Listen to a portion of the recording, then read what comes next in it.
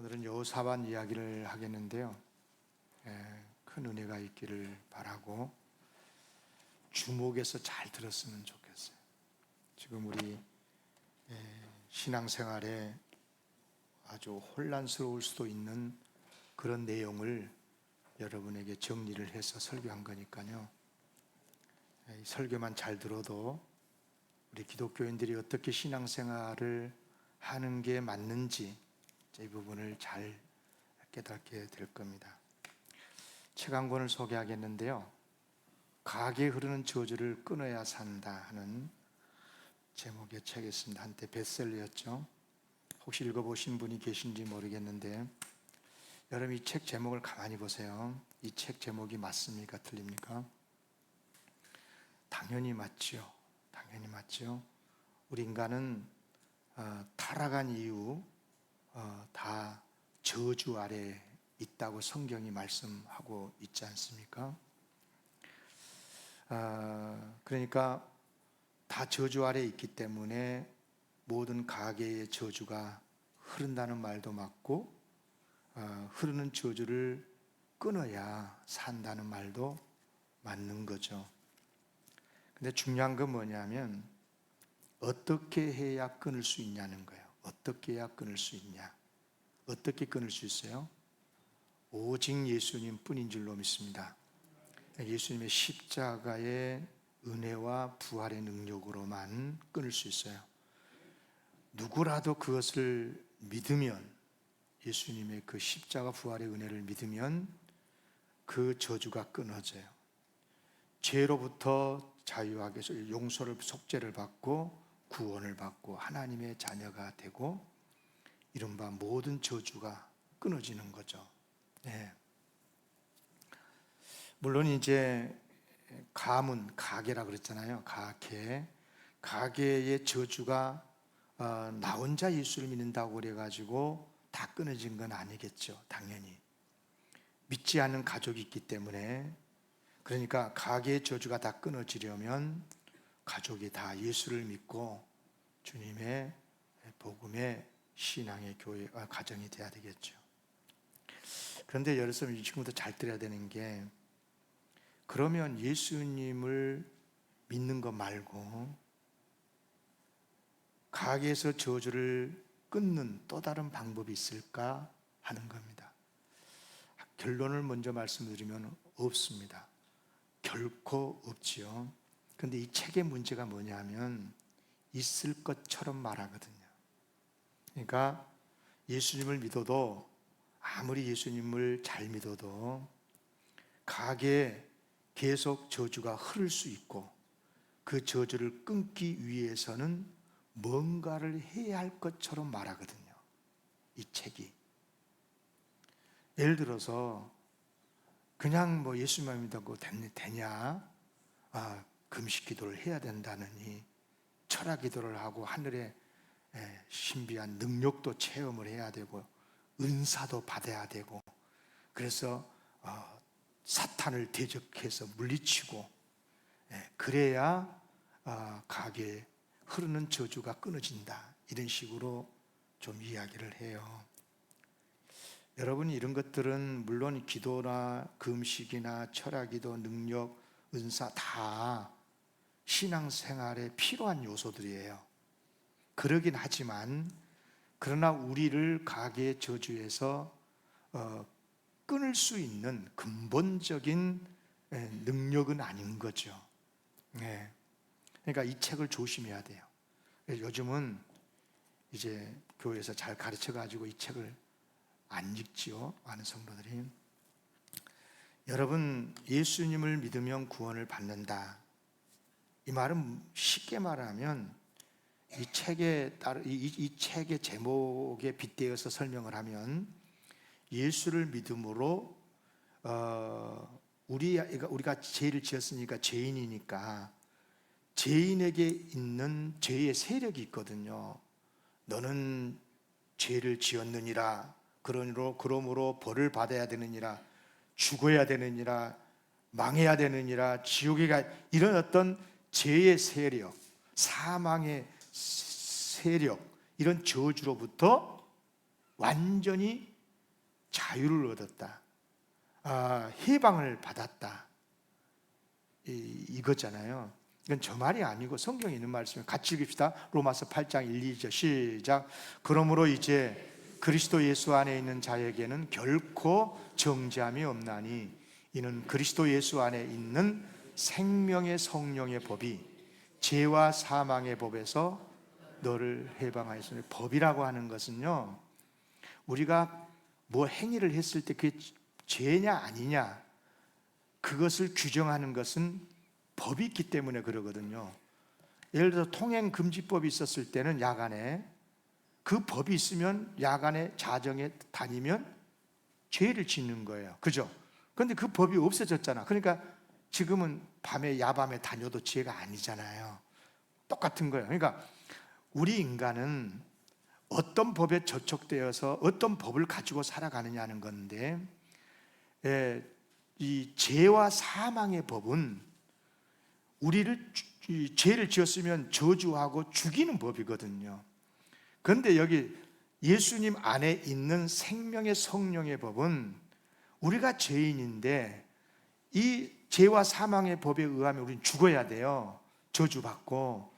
그런데 예수님이 대신 다 속해서 십자가에 죽었으므로 이제 예수님이 다 우리를 속죄해 주시고 구원해 주셨단 말이에요. 그러니까 이제 우리는 죄와 사망의 법에 접촉된 사람이 아니고 생명의 성령의 법에 접촉된 사람이에요. 다시 말하면 법이 개정이 된 거지, 쉽게 말하면. 그러니까 우리는 지금 죄와 사망의 법에 저촉돼서 사는 사람들이 아니고 생명의 성령의 법에 따라서 산 사람들이에요. 아멘. 아멘. 그러니까 예수 그리스도 안에 있는 사람은 결코 정죄함이 없다. 정죄함이 없으니까 저주도 없는 거죠. 할렐루야. 그런데 방금 이 책은 있을 것처럼 말하거든요. 이 책이요, 한때 많은 그리스도인들에게 베스트셀러가 됐거든요. 그것은 뭐냐, 뭘 파고들었냐 그러면 우리 그리스도인들의 삶의 약점을 파고들었어요. 여러분 물어볼게요. 우리 그리스도인들의 가장 큰 약점이 뭔 줄 아세요? 같은 죄를 지었어도 우리 그리스도인들은 그 죄를 지으면 더 확 드러나요. 이해가지 무슨 말인지.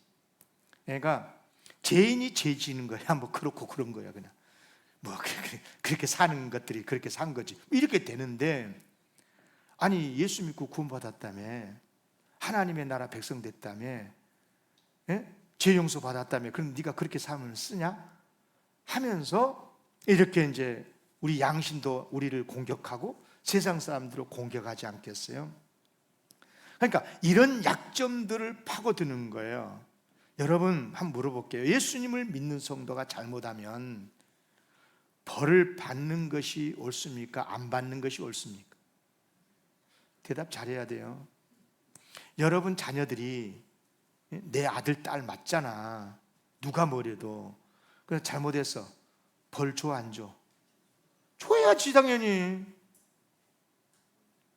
내가 가르치는 아이들이 잘못하면 혼쭐 내야죠. 맞잖아요. 그게 정의예요. 그게 옳은 거죠. 당연한 겁니다. 그러니까 무슨 말이냐면, 이제 예수를 믿는 성도가 잘못해서 벌을 받으면, 아무리 잘 믿어도 벌을 받거든요. 그래서 사람들이 이런 생각을 해요. 예수를 믿어도 저주가 계속해서 가게에 흐를 수도 있겠구나, 이런 착각을 한다는 거예요. 여러분 이건 저주가 아닌 거예요. 예수 믿는 사람이 구원을 받은 상태에서 어떤 잘못을 해서 벌을 받는 것은 저주가 아니고 복입니다. 복. 오히려 복이지요. 생각해 보세요. 여러분, 구원받은 사람이 예를 들어서 잘못을 했는데 벌을 안 주면 무슨 생각을 하겠어요? 무슨 잘못된 착각을 하겠어요? 예수 믿는 사람은 죄를 지어도 벌 안 받네? 그러면 예수 믿는 사람들이 잘못될 수가 있어요. 세상 사람들에게 잘못된 메시지를 줄 수가 있잖아요. 여러분, 정리하면 이렇습니다. 예수를 믿으면 모든 저주에서 끊어지고 자유하게 됩니다. 아멘. 그러나 죄를 지으면 벌 받습니다. 그런데 이때 벌은, 따라합시다, 저주가 아닙니다. 그럼 뭐예요? 복이에요, 복. 왜? 매를 맞아야 바르게 살아야 되겠구나, 그럴 거 아니에요. 내 잘못을 깨닫고 저주를 안 받기 위해서가 아니라 나를 고치기 위해서, 바른 성도 만들어 주시기 위해서 하나님이 지금 매질하고 계시는구나, 혼쭐 내는구나, 이렇게 생각을 하고 돌이키고 회개하고 바르게 살지 않겠어요? 따라합시다. 죄를 지었을 때 벌을 받는 것은 저주가 아니고 복입니다. 아멘. 이게 정의야. 이게 공이란 말. 성경에서 말은 공이고 정의인 거예요. 만약에 잘못을 했는데 똑같이 이 아이도 잘못하고 저 아이도 잘못했어요, 학교에서. 그런데 이 아이는 내 딸이고 저 아이는 남의 딸이요. 그러면 내 딸은 봐줘버리고 남의 딸만 혼내면 이게 뭐예요? 불이지요. 이게 불인 거예요. 그렇습니다. 예를 들면 쉽게 말씀을 드릴게요. 입만 열면 참 입버릇이 안 좋은 사람이 있어요. 아주 비난하고 그냥 못된 말만 하고. 근데 이 사람이 어쩌자고 예수 믿었네? 그러면 이 사람 구원은 언제 받는 거예요? 이게 고민을 해야 돼요? 이거? 고민하면 안 돼요. 따라합시다. 예수를 믿으면 즉시 구원 받습니다. 아멘. 이 사람은 비난받은 버릇이 고쳐질 때까지 구원받지 못한 게 아니에요. 구원이 유예된 게 아니에요. 믿는 순간에 구원을 받아요. 구원받고 하나님의 자녀가 되고 천국 백성이 되어 죄와 사망의 저주에서 완전히 벗어나서 살아가게 돼요. 그런데 이 사람이 이제 예수를 믿고 나 같은 죄인도, 이 못된 비난만 하는 이 사람도 구원받아서 이렇게 하나님 자녀가 됐다면 빨리 깨닫고 비난하지 않고, 그죠? 버릇 고치고 이렇게 돼야 되는데, 아니 예수 믿고 1년 되고 2년 되고 10년 됐는데 여전히 입만 열면 남 비난하고 욕하고, 그러면 어떻게 되죠? 따라합시다. 벌 받아야 됩니다. 이때 벌은 뭐예요? 저주입니까? 아니지요. 그 사람을 사랑하셔서 회개시키고 고쳐서 하나님의 올바른 자녀가 되게 하시기 위한 하나님의 사랑의 매인 줄로 믿습니다. 아멘? 당연한 거죠. 사랑 안에서 매질한 게 아니고 벌 준 게 아니고 사랑하니까. 만약에 하나님의 아들, 딸이 아니면 놔둬버려요, 그냥. 그래서 그래가지고 잘못됐든가 말든가. 여러분, 그런데 믿음이 약한 성도들은 생각을 저주로 착각한다는 거예요. 그렇지 않습니다. 복입니다. 그러므로 우리가 나 같은 죄인이 구원받은 것도 감사해야 되고, 이제 저주에서 완전히 벗어났으니까, 그럼에도 불구하고 우리가 인간인지라 죄를 짓잖아요. 그러면 빨리 회개하고 돌이키고 고치고, 아멘, 그래야 벌이 멈추게 되는 줄로 믿습니다. 그런데 종종, 항상 그런 건 아닌데, 회개했어요, 고쳐요. 그런데도 계속해서 하나님께서 벌을 주실 때가 있어요.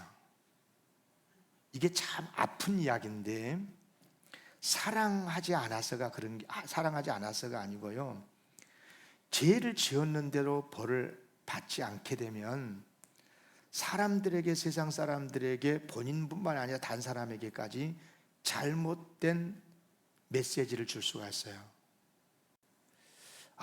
죄를 지어도 하나님 아들, 딸이니까 벌 안 주는구나, 매질 안 하네, 남한테는 막 혼내키고 그러면서 이렇게 되면 이게 잘못된 거예요. 그러니까 여러분, 회개했어도 벌을 받는 이유가 있어요. 이것은 굉장히 중요한 이야기인데, 여러분, 그것은 그 사람을 사랑하지 않는 게 아니에요. 사랑하셔도 벌을 계속 주셔가지고 그 벌을 감당하게 하셔요. 그러니까 우리가 무슨 말이냐면, 어떤 벌을 받았을 때 그걸 벌을 회개하면서 벌을 좀 멈추게 해주십시오, 재앙을 멈추게 해주십시오 하고 하나님 앞에 기도해서 멈춰주시면 좋은데, 만약에 계속 되었을 때는 무슨 생각을 해야 되냐면, 두려워하면 안 돼요. 하나님께서 나를 더욱 사랑하셔서 나를 더 새롭게 하시고, 더 나아가서 우리의 가문을 복되게 하시고, 우리나라를 더 복되게 하시고, 우리 한국교회를 더 복되게 하시기 위한 하나님의 인도하심일 수도 있다라고 믿고 그 아픔을 감당해내야 돼요. 저는 지금요, 한국교회가 그 상태에 있다고 봐요. 참 아파요. 화나요.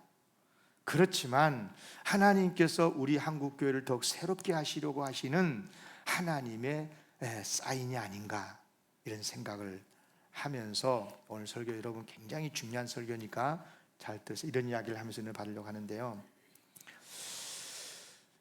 여러분, 이스라엘 국가라고 하는 나라에서 다윗의 가문은 절대적인 위치를 차지하죠.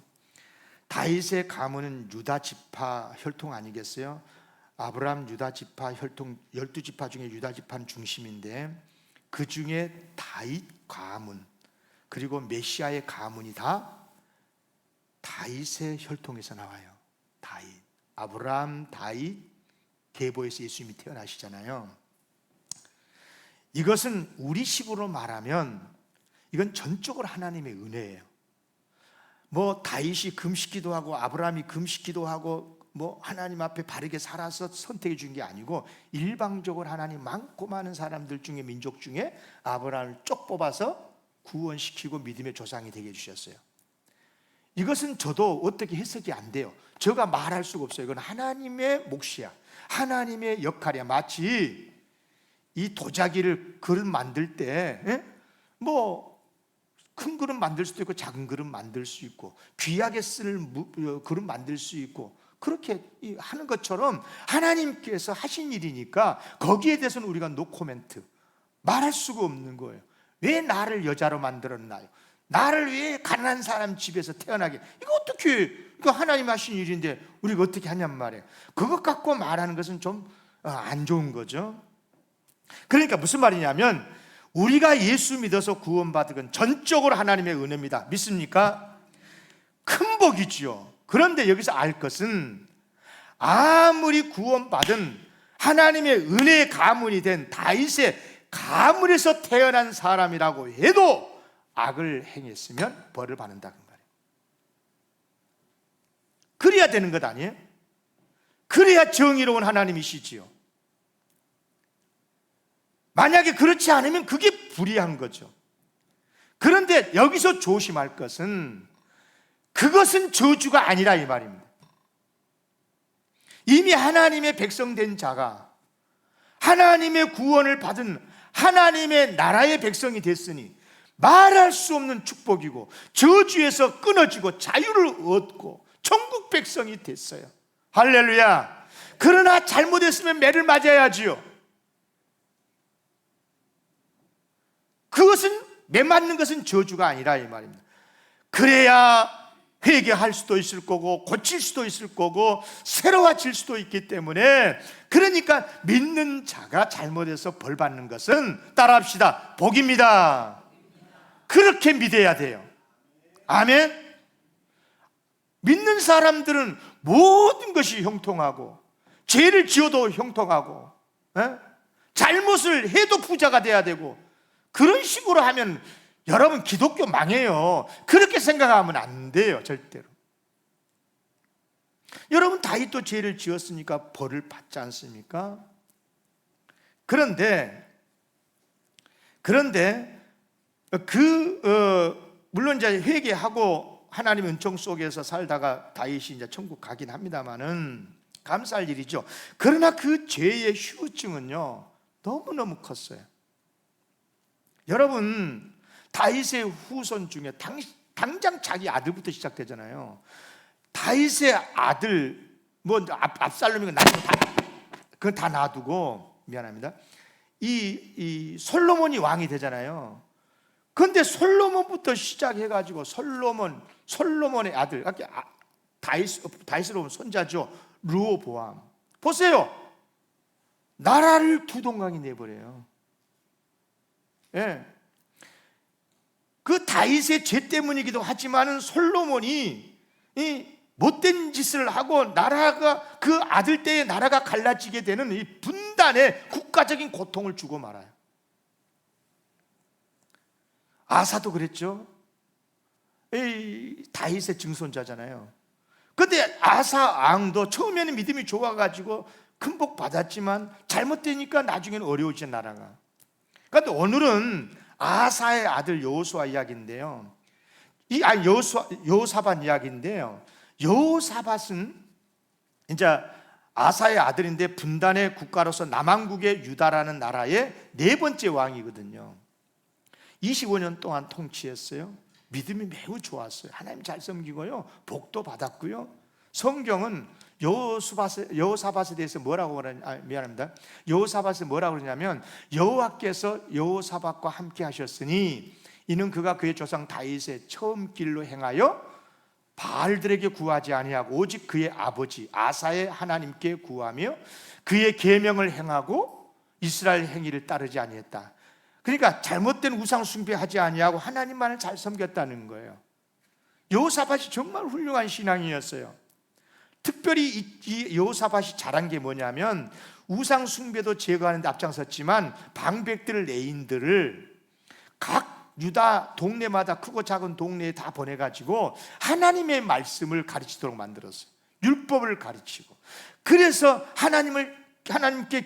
하나님께서 기뻐하시는 나라가 되게 하고, 큰 복으로 이 여호사밧 시대 때 초반부에는요 엄청나게 나라가 잘 살았어요.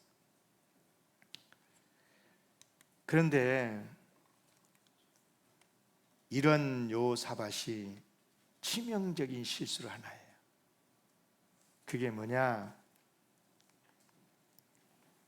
이제 자기 아들 요람이라고도 하고요, 이제 장가들 때가 됐는데 결혼을 누구랑 시키냐면 당시 북이스라엘의 왕이 아합이었어요.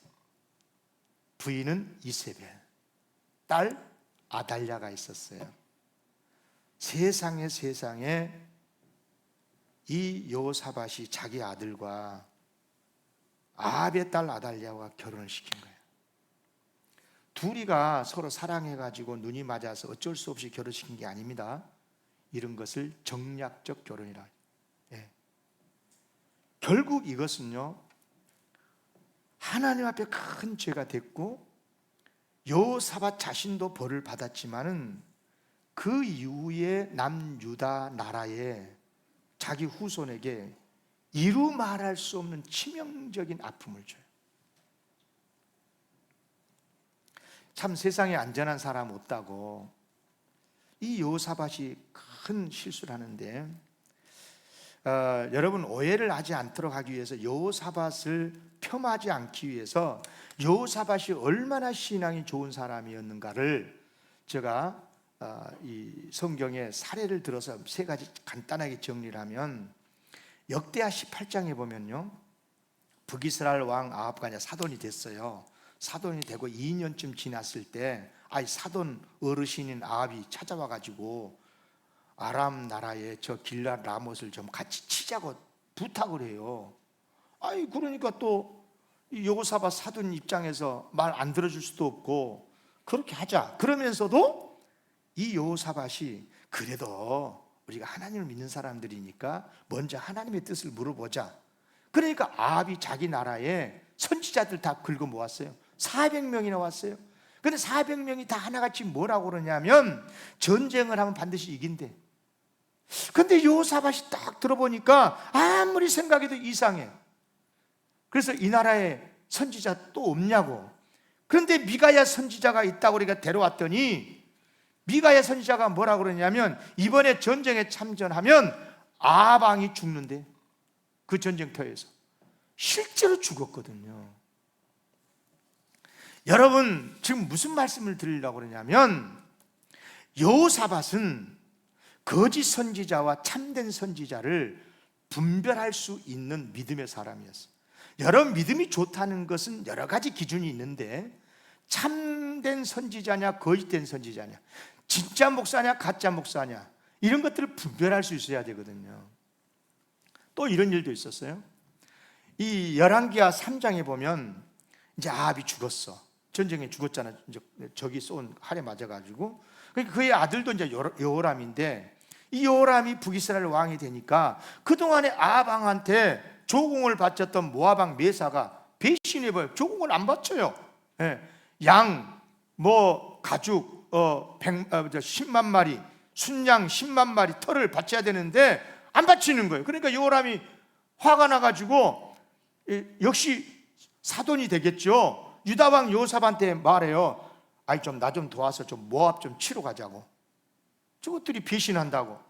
그러니까 가지고 이스라엘 왕 여호람과 유다 왕 여호사밧과 에돔 왕까지 연합군을 이루어서 모압을 치러 가는데 출발은 좋았어. 그러니까 중간에 물이 떨어지니까 이 연합군이 그냥 중간에 완전히 패할 위기에 빠져버린 거죠.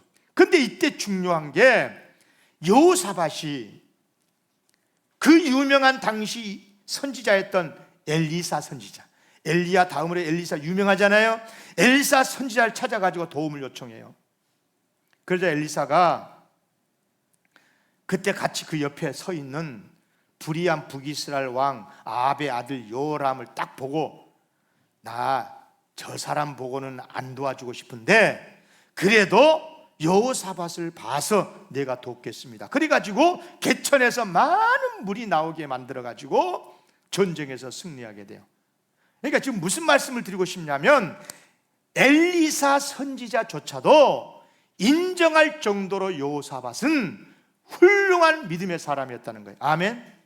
예, 여기 성경 구절 나오잖아요. 역대하, 여기가 아닌데 많이 안 갔네. 역대하 3장 14절에 보면 엘리사가 이르되 내가 섬기는 만군의 여호와께서 살아계심을 두고 맹세하노니 내가 만일 유다 왕 여호사밧의 얼굴을 봄이 아니면 그 앞에서 당신을 향하지도 아니하고 보지도 아니했을 것입니다. 지금 아합의 아들 여호람한테 말한 거거든요. 나 당신 봐서는 안 도와주고 싶은데 당신 옆에 있는 사돈 여호사밧을 봐서 내가 돕겠습니다. 그 말이거든요. 그럴 정도로 여호사밧은 신실한 신앙이었다는 거예요. 또 한 가지만 말씀을 드리면 역대하 20장에 보면 여호사밧이 왕일 때 암몬과 모압이 동맹을 맺어가지고 남한국 유다를 쳐들어와요. 이때는요 여호사밧이 엄청나게 두려워했어요. 왜 그러냐면 아주 국력이 세해져 있었거든요.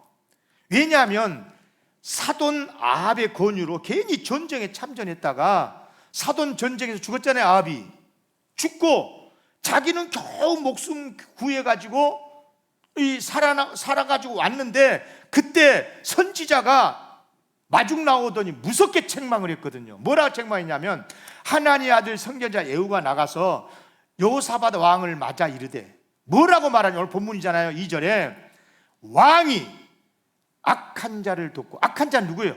아합이잖아요.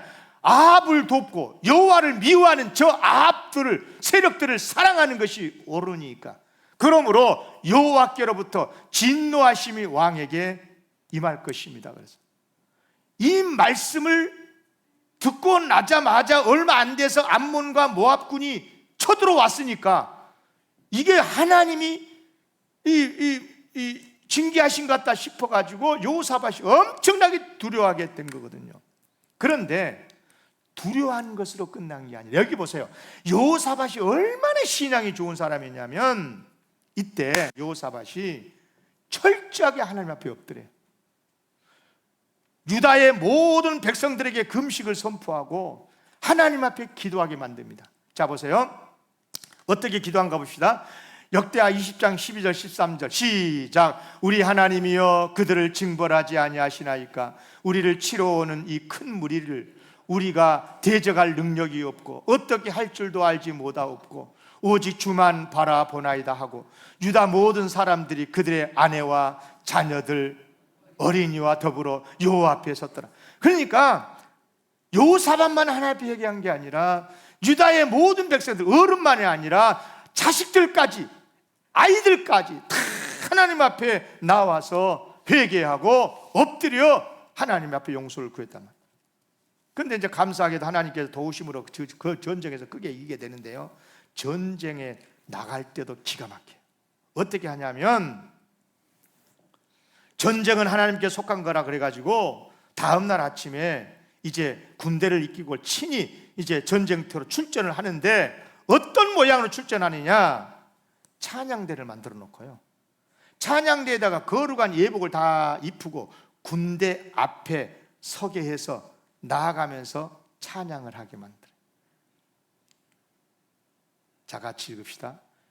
역대하 20장 21절 시작. 백성과 더불어 의논하고 노래하는 자들을 택하여 거룩한 예복을 입히고 군대 앞에서 행진하여 여호와를 찬송하여 이르되 여호와께 감사하세 그의 인자심이 영원하도다 하게 하였더니 그 노래와 찬송이 시작될 때에 여호와께서 복병을 두어 유다를 치러 온 암몬 자손과 모압과 세일산 주민들을 치게 하심으로 그들이 패하였더니 남유다가 이겼습니다. 얼마나 크게 이겼느냐? 여러분요, 이기고 나서 전리품 다 걷어오잖아요. 3일 동안이나. 예? 보니까 너무 많아. 능히 가져갈 수 없을 만큼 많음으로 사흘 동안 거두어들였다. 25절, 20장 25절에. 다시 말하면 제가 여러분들이 오해할까 봐서 여호사밧이 믿음이 얼마나 좋았냐는 것을 말씀을 드리는 거예요. 여호사밧은 첫째, 거짓 선지자와 참된 선지자를 분별할 줄 아는 신앙입니다. 엘리야 선지자가 인정할 정도로 훌륭한 신앙이었어요. 하나님을 절대 의지하면서 싸울 줄 아는 신앙이었어요. 아멘. 이 정도면은요, 여호사밧은 대단한 믿음의 사람이에요. 훌륭한 신앙입니다. 그런데 이렇게 믿음이 좋은 여호사밧도 안전할 수가 없었어요. 그것도 자기 가문과 나라에 큰 해악을 끼치는 죄를 지었는데 그게 뭐냐? 자기 아들 요람을 아합의 딸 아달랴와 결혼을 시켜버린 거예요. 여러분, 이것이 지금 우리 한국 사회에서야 뭐 안 믿는 사람은 결혼할 수도 있지요, 이렇게 그냥 가볍게 생각할 수도 있는데, 여러분, 당시 이스라엘 사회에서는 가볍게 생각할 일이 아닌 거예요. 이건 보통 큰 일이 아닌 거예요. 여러분요, 여러분 아시잖아요. 아합과 이세벨이 어떤 사람인지. 어떤 사람이에요? 이 사람은 단순히 예수를 안 믿고 하나님을 안 믿는 정도가 아니에요. 하나님을 적극적으로 부정하고 교회를 불태우고 하나님의 종들을 잔인하게 죽이는 악한 자예요. 그런데 그런 잔인한 집안의 딸을 며느리로 들인다? 다윗 가문의 혈통을 이어가게 한다? 이건 결코 용납할 수 없는 큰 죄였어요. 결국은 여호사밧의 이 죄 때문에 그의 가문이 큰 어려움을 당하는데요, 어떤 어려움을 당하느냐? 다윗의 혈통이 끊어질 뻔했어요. 여러분요, 성경에서 이스라엘에서 다윗의 혈통이 끊어진다는 말은 무슨 뜻이냐면 메시아의 나라가 되지 못한다는 뜻이에요. 완전히 하나님에게서 버림받는다는 뜻인 거예요. 물론 그렇게 될 일이 되지도 않았고 하나님이 그렇게 하시지 않지요. 당연히 하나님께서 이스라엘을 보호해 주시죠. 다윗 가문을 지켜주십니다. 그러나 여호사밧이 나라를 그렇게 위기에 빠뜨릴 위험에 빠뜨렸다는 그런 지금 이야기를 여러분에게 드린 거예요. 여러분, 그러면 여호사밧이 왜 그 사악한 북왕국 아합과 혼인관계를 맺었을까? 그렇게 악하다는 걸 몰랐을까요? 아니요, 알았어요.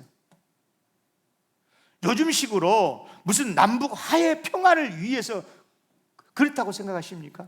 표면적으로는 그럴 수 있어요. 우리 남북끼리 같이 잘 지내보자. 그런데 여호사밧의 심리 속에 뭐가 있었냐 그러면 저 북이스라엘을 아합을 두려워하고 있었어요.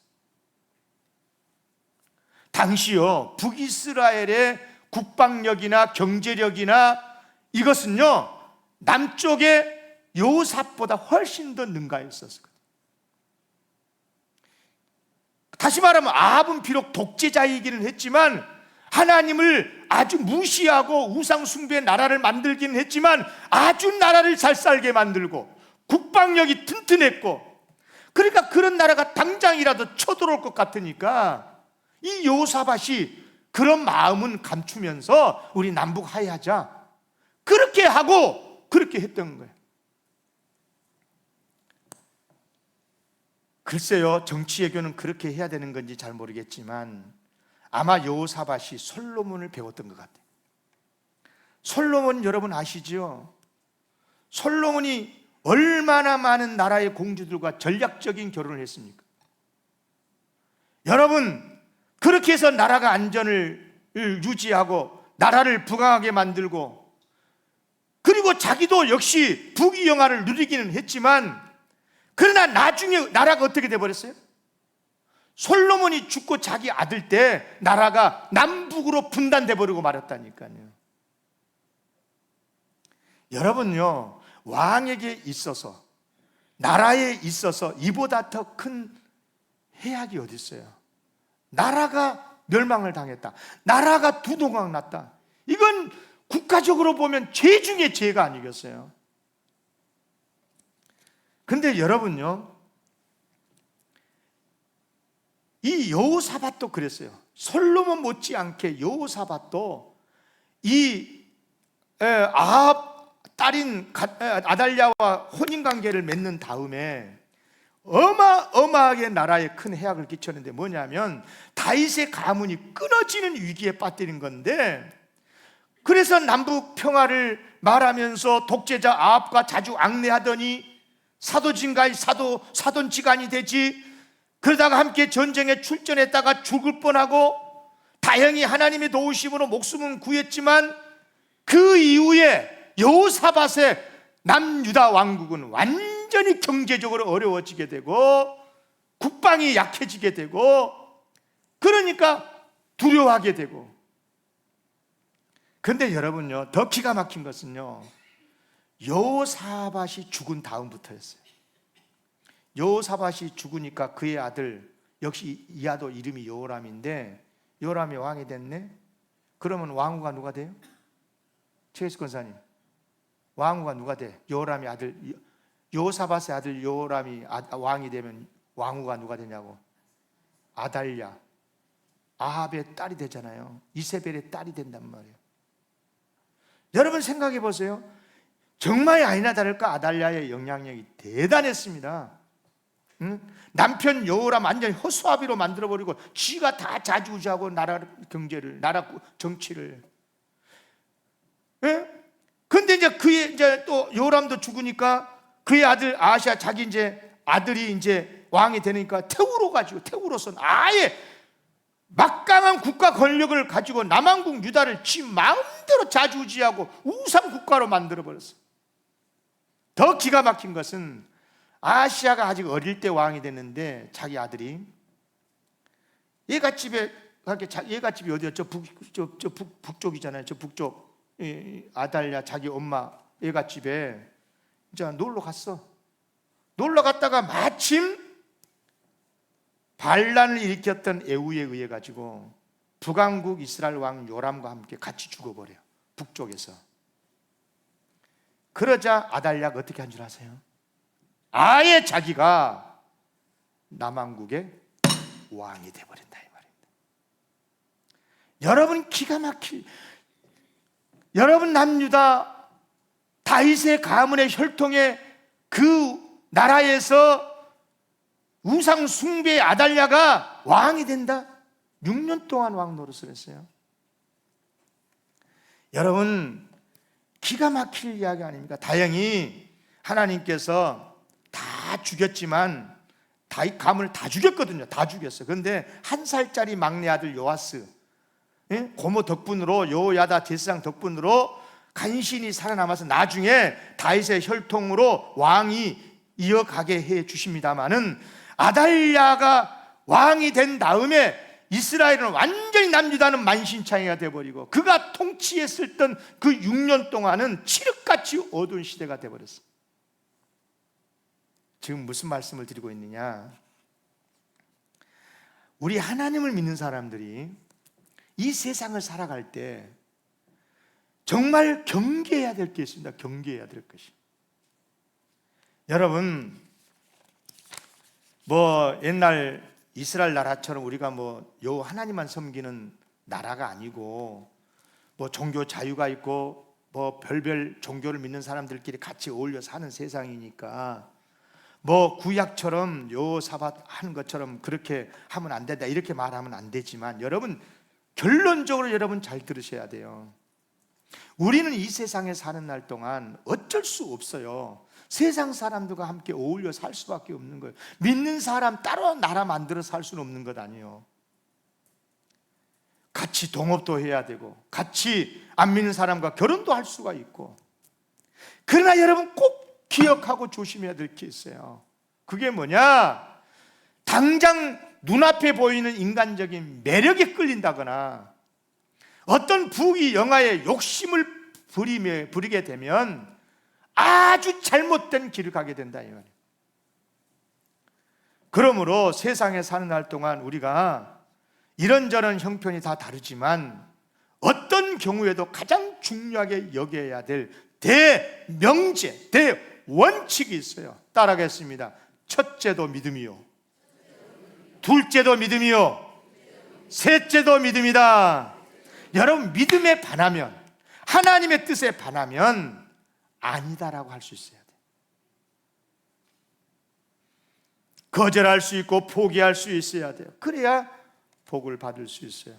그래서 제가 오늘 설교 마치면서 여러분들에게 두 가지를 축복하고 마치겠는데요, 여호사밧과 관련된 건데, 두 가지를 말씀을 드리면, 첫째는 축복입니다. 하나는 뭐냐면, 여호사밧처럼 하나님을 잘 섬겨서 정말 하나님의 축복 속에서 살아가기를 바랍니다. 아멘. 그러나 여호사밧처럼 실수하면 안 돼요. 그렇게 믿음이 좋았던 여호사밧도 한순간 세속적인 욕심, 어떤 두려움 때문에 무너지는 일이 없어야 돼요. 왜 무너졌습니까? 다시 말하지만 선택을 잘못한 거예요. 선택의 기준이 틀렸어요. 그래서 여러분에게 마지막으로 인간관계 속에서 정말 조심해야 될 사람들은 어떤 사람들인가 결론으로 말씀을 드리고 마칠게요. 다 크게 제가 이 결론을 얻기까지 이번 설교를 10시간 이상 준비했어요. 자, 같이 시작. 인간관계에서 경계해야 할 자들은 하나님을 전혀 두려워하지 않고, 하나님과 교회에 대해서 쉽게 말하고 가볍게 여기는 자들. 여러분 주변에 틀림없이 이런 사람들이 있습니다. 하나님 웃기고 있네. 교회를 쉽게 말하고 폄하하고. 여러분 안 믿는 친구들이 있죠. 만났는데 교회가 요즘 왜 그런다냐, 목사들이 왜 그런다냐. 조심하세요. 사람이란 게요, 그런 말을 듣잖아요. 그러면 반드시 영향을 받습니다. 결국은 내 신앙이 위험해집니다. 그리고 그렇게 가요, 같이. 그렇게 되면 우리가 교회도 어려워질 수도 있겠지만, 가장 문제는 내 신앙이 이태롭게 돼요. 꼭 기억하셔야 됩니다. 최소한 하나님에 대해서 교회는 안 다닐지라도 두려워할 줄 알고, 그래도 교회는 있어야지, 이렇게 인정할 줄 아는 사람과 사귀고 같이 지내야 되는 거예요. 아멘. 만약에 친구들 중에, 대화 중에 하나님을 무시하고 한국에서 교회 절반밖에 없어져야 돼. 목사 다 없어져야 돼. 이런 식으로 말하면 그 자리에 앉아서 같이 차 마시고 밥 먹으면 그 사람 기독교인이 아닌 거예요. 그러면 안 돼요. 무슨 소리 하고 있냐고. 예? 여러분, 엘리야 선지자가 아합 이세벨이 자기를 죽이려고 했을 때, 아니 갈멜살은 그렇게 믿음으로 승리해놓고도 죽이려고 계속 그러니까 나 죽여달라고 그러잖아요. 그럴 때 하나님 뭐라고 그랬어요? 바알에게 무릎 꿇지 않는 선지자가, 하나님의 사람이 이 땅에 7,000명이나 있다고. 아멘. 여러분, 겉만 보고 말하지 마요. 신실한 하나님의 백성들 이 땅에 많이 계신 줄로 믿습니다. 그러니까 기본적으로 우리의 생각은 하나님께 맞추고 하나님을 믿는 믿음으로 살아가야 될 줄로 믿습니다. 오늘도 승리하시기를 기원합니다.